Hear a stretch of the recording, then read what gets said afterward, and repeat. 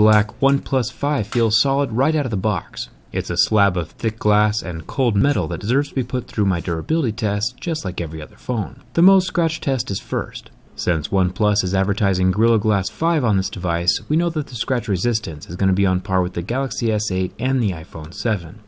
It'll scratch at a level 6, with a deeper groove at a Mohs 7. The strongest screen I've ever tested was the Sapphire screen of the HTC Ultra, which scored a level 8. Either way, keys, coins, and razors will not scratch the OnePlus screen. Speaking of unscratchable, the home button is made from ceramic, a material harder than glass. This means that the fingerprint scanning touchpad won't be damaged by anything normal, unless, of course, your phone is tumbling around in a bag full of uncut diamonds, which would actually be a fantastic problem to have. Until then, physical fingerprint scanner damage is not going to happen.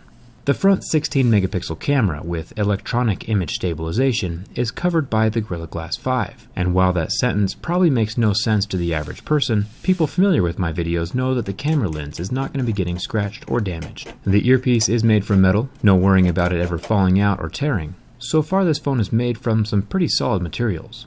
On the back of the phone we have one of my favorite new features, the dual cameras. When I first used a dual camera phone, I thought it was going to be a gimmick, but after using it, it's definitely a feature that's here to stay for a while. The regular 16 megapixel camera and the 20 megapixel zoom lens are both covered by the same piece of glass and are scratch resistant. The flash is plastic, but that's normal and nobody cares. Now it might have crossed your mind that this phone looks a lot like another popular phone on the market right now, and you're not wrong.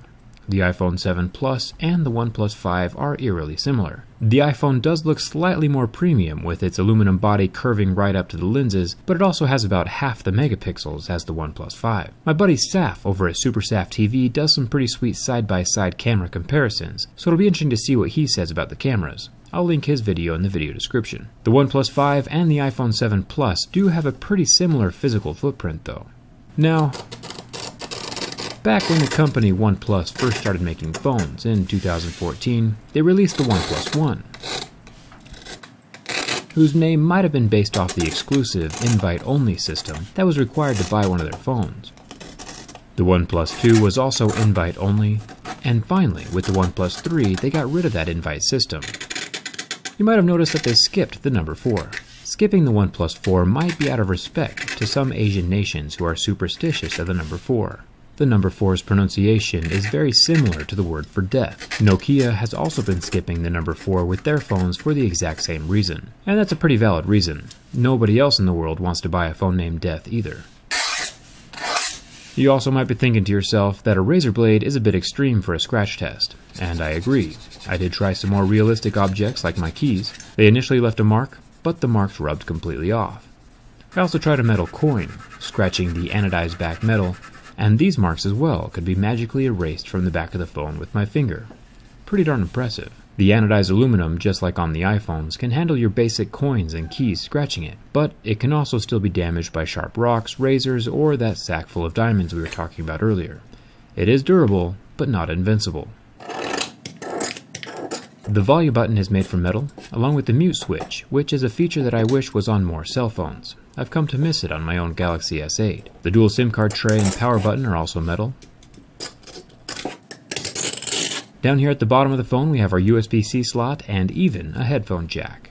If you don't mind the lack of water resistance, this device has pretty much every useful tool a person could want in a cell phone. It looks like the phone is made out of premium feeling metal everywhere, and that makes me happy.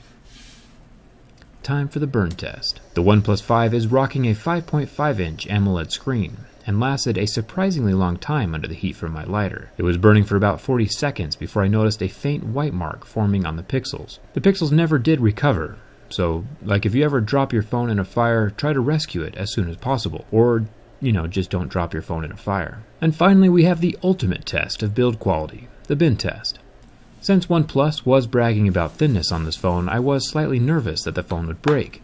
Turns out I had nothing to worry about. The screen does pop out from the frame, which shows us that there is no waterproofing adhesive, like we saw during my iPhone 7 test, but the phone locks out after the pop and does not bend any farther. It's even less flexible from the front side, since that screen is set down inside the metal frame, keeping things from moving around at all. This OnePlus 5 definitely passes the bin test. One interesting thing is that OnePlus is advertising 2.5D glass on their phone. If you remember, the HTC U11 advertised 3D glass. You can tell that the 3D glass has a major curve to it, while 2.5D is more of a bevel, leaving the glass itself flat, allowing it more give and play during any stressful situation. The rigid 3D glass, combined with that flexible metal frame on the U11, is what got it obliterated during my last durability test. The OnePlus 5 also has a plastic buffer between the glass and the metal, which will help the screen survive against impacts or drops. These subtle differences in construction that you normally wouldn't notice go a long way in the durability of a device. But like always, you can plop a case on your phone and just have nothing to worry about. I always have a case on my phone. I'm pretty impressed with the OnePlus 5. They have continued their tradition of solid build quality. Physically, it might look a lot like the iPhone 7 Plus, but it's several $100s cheaper, has more megapixels in the cameras, and includes a headphone jack, so it gets a thumbs up.